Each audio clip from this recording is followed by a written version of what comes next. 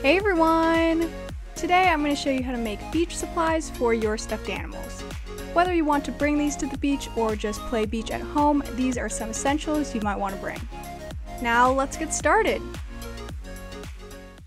Okay, so I'm going to start with a beach toy and I'm going to be making a sand pail for building sandcastles.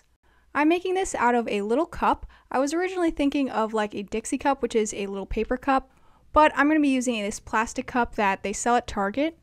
And for the handle, I'm using some clear plastic from packaging just so they match. Before assembling, I'm going to paint each of these. So for the bucket, I chose a light teal, and for the handle, I did yellow. I also coated the outside in Mod Podge to make it shiny, and that's probably why I'm slipping around with it. But now I basically want to just attach the ends of the handle to the sides of the cup. And you could always just glue it like this or tape it, but I'm going to be a little extra and have it be able to be adjustable so it can go up and down. So the first step for that is punching a hole in the sides of the cup. I just went down as low as I could. Now I made a mistake here by punching holes in the handle as well. I shouldn't have done that, but it ended up working out still. And to assemble this, I'm going to be using hot glue since it'll really be able to pile up and give me a shape. And so I'm just first making a little mound at the end of the handle. I had to first patch up the hole, and luckily that created the little mound. And after that is fully dry, it looked pretty good. It looked like this. And it should be pretty small like this so it can fit in that hole I punched out. Once I fit it in there, I'm going to add a little bit more glue on top and then add something to basically stop it from coming out. I should have used something bigger than the holes I punched out, but I switched those out later. But to make sure it still rotates, you want to make sure to not get any glue on the sides of the hole. It should just be on that little bump sticking out. And wiggling it a little bit before it dries is a good way to make sure that doesn't happen. Now I'm going to do the same thing for the other side of the handle, and look how nice I got this second glue dot to be. And after this is when I realized I should have used a bigger piece of plastic for the inside, so I just cut out some clear circles and switched them out, and they worked a lot better. Now I can raise the handle to hold it and lower it if I want to fill it with sand or make a sandcastle. You probably saw I made one in the intro, and it didn't turn out great. I was a little rusty at sandcastle making. But I'll be honest, I just used regular cups to make that because I didn't want to mess up my sand pail immediately. The next thing I'm going to make is a no-sew beach bag. And I'm going to start with this anchor fabric that I've cut to a rectangle that's about 10.5 inches by 8.5 inches. But you can use whatever measurements you want. As I make this, you'll probably get a good idea of how big of a piece you want to start with. So the first thing I'm going to do is fold it in half. And it's kind of hard to tell, but this now should be about 4 inches by 10 inches. Next, I'm going to fold it in half one more time the opposite direction. And now I can start gluing everything together, and I'm going to be using hot glue again since it's really fast, but you could use fabric glue or really any kind of liquid glue. It'll just take longer to dry. And so the first thing I'm doing is gluing together the side. I'm not doing a ton of big dollops, but I'm kind of spacing them out. And you'll want something to press this down with if you're using hot glue because it's too hot to touch at first. I used my hot glue gun to do this, which is a questionable idea, but usually I just use scissors or something. And now, since the fabric was folded in half, it'll probably be separated if it wasn't touching the glue, so I'm just adding extra glue where it's separated. And lastly, I'm adding some along that edge to make sure there aren't any holes. After that's dry, I'm going to go over to the non-folded edge and glue that part together. And I forgot to mention, you could always sew this if you want to. It would honestly probably be a little easier for me to sew this, but I know a lot of you request no-sew stuff, so I try to make it no-sew as much as possible. Once that edge is fully sealed and dried, I can turn this inside out. And I'm not poking out the corners too much because I want it to have a little bit of a softer look and a less flat. This looked good to me, so now I'm going to move on to making the straps. I had a few ideas for this, the first one being just some plain ribbon. But to attach this, I'd have it going all the way down the sides and under it, since a lot of beach bags have that look. But I didn't have a ton of ribbon options, and the anchors are actually navy blue, so I'd like the ribbon to match that. So I decided to go with a more beachy look and use this kind of twine. The thing is, it's super thin, so I decided to braid it first. I just grabbed 3 pieces that I thought would be long enough and tied them together in a knot, and now I'm just taping this onto a surface. I just chose this random book, and then I just did a normal 3-strand braid. After I've braided to around the length I was going for, I need to first make some holes at the top of this bag so I can attach this. To make the hole, I'm first folding over that edge where I want it and making a tiny cut there, And this ended up being a little bit too small, so I ended up folding it the other way and doing another cut, so it's kind of in the shape of like an X. And now, since I've already knotted the other end and I want the knot facing out for style, I'm just feeding through those 3 ends of the string and then putting them through the other hole. Now I can adjust the strap to however long I want it and just make a knot at the end. And I'm trimming off the extra string so the knots look extra nice. And now I can just do that one more time for the other strap. And after that, this beach bag is finished. I'll be packing it a little bit later on, but I think it turned out really cute. Now the last thing I'm going to make is definitely the most involved, and that is a beach chair. To make this, you could use wooden dowels or even popsicle sticks, but I'm going to be making some paper tubes since they're really easy to make and I can cut them to whatever size I want. So to make them, I'm just taking a piece of recycled paper and a toothpick, and then starting at the corner, I'm just rolling it around tightly, adding glue as I go along till I've rolled everything up. And I'm making sure to add glue at the very corner to seal everything in. Now I'm just making about 4 more, and funny I mentioned the toothpick because it actually got stuck in there, which happens sometimes. So for the rest, I didn't use a toothpick and just started rolling tightly at the corner, and that worked fine too.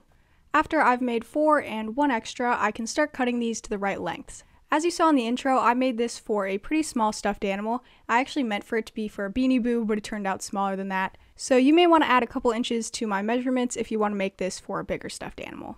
So the first piece I marked was for 6.5 inches, and then I made another mark 4 inches below that. So I'm trying to get 2 pieces out of each tube. To make this as simple as possible, I'm basically just making 2 rectangular frames that I'm going to glue together. I know that still sounds kind of complicated, but doing my research, beach chairs are pretty hard to make, so this was the best I could do. After cutting out 2 of the 6.5 inch pieces and 2 of the 4 inch pieces, the next piece I'm going to cut out is about 5 inches, and the other one is 4 inches again. And after cutting out the last one to those same lengths, I'm just using some glue to roll in any paper sticking out. And now these are ready to assemble, so I'm just sorting them based on size, and now I can get started. Okay, so I laid down some cardboard to help keep my background clean, but now I'm arranging 2 of the longer pieces and the 4 inch pieces into a rectangle. And keeping in theme with the rest of this video, I'm going to be using hot glue to glue this together. So I'm just adding a single dot at the end to stick the pieces together. And just a note, hot glue will not yield the most sturdy chair. It's kind of easy to come apart, especially with paper tubes since the paper can kind of peel off on the outside. So wooden dowels would probably be a little more sturdy, or you could use like Elmer's or tacky glue because I feel like that would soak into the paper more and really stick them together. It would just take longer to dry. But mine was definitely sturdy enough to hold a stuffed animal. It's just not great if you're transporting it. Now as I'm gluing together the bottom side of the rectangle, I'm only going to glue in one side, so I'm leaving the other open for now. Okay, now I'm going to do a similar thing for the other pieces.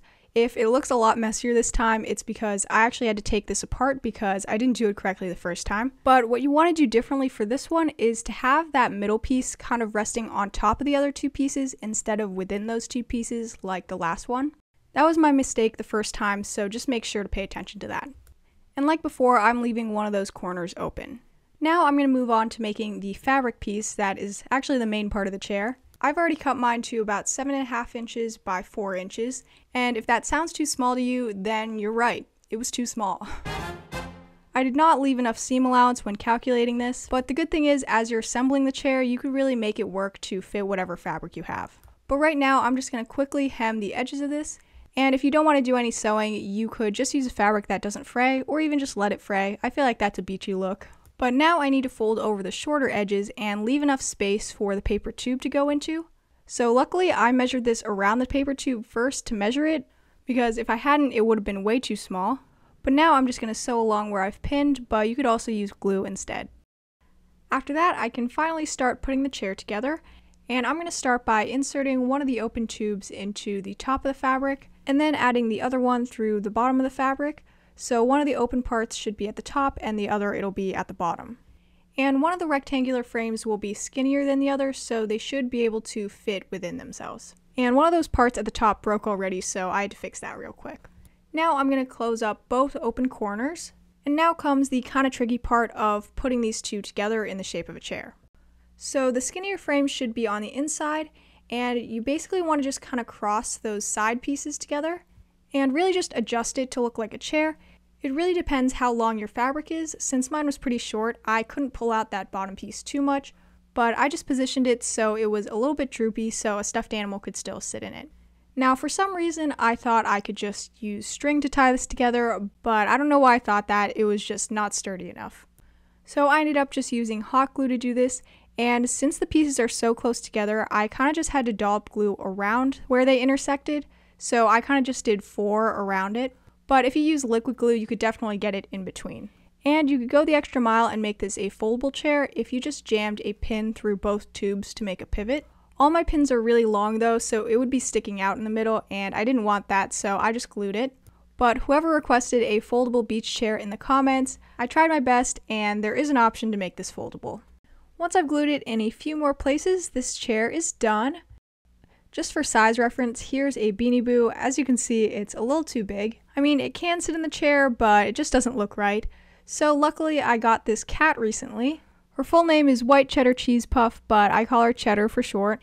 And even she doesn't fit the best in this chair because she does have a big butt, so I like to either just have her kind of sticking off of it, turned to the side, or facing up. And you may have noticed in the intro that the footage for the chair looks a little different than the rest, and that's because by the time I got to the beach to film this, the chair was broken in basically every way possible. But if I kept a better eye on it, I think it would have made it. Another thing I wanted to mention was the kind of towels I use. So for a smaller stuffed animal like a Beanie Boo, I would just take kind of like a face towel or washcloth and fold it in half. Not sure what those neon stains are, but I'm just going to keep them on the inside. And for Build-A-Bears, I like to just use a full hand towel. Now the last thing I'm going to do is start packing this beach bag. It's pretty small, so it's more for style than function, but I was able to fit some stuff in there. I first rolled up the towel and stuffed it in there, and it's still pretty big, but I also ended up fitting a water bottle. I made this in a previous video, so I'll link that in the description. And I guess I took out the towel and just added the sand pail instead. But that is pretty much it for this beach essentials video. I really hope you enjoyed it. Please give this video a like, comment any video suggestions you have, and subscribe to my channel if you haven't already. I'll see you next time!